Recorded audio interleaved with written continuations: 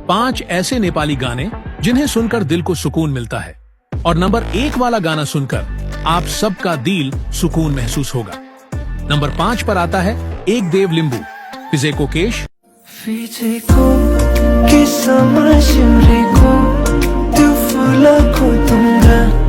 Number 4 सुजन छापागाई गला पुक्क।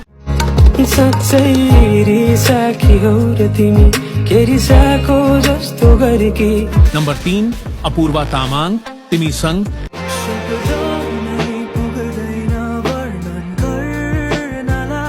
Number 2 शल्लुम Lama तिम्रै प्रतीक्षा।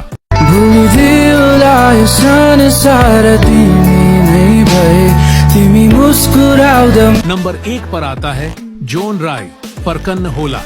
फर्कन होला अब म गए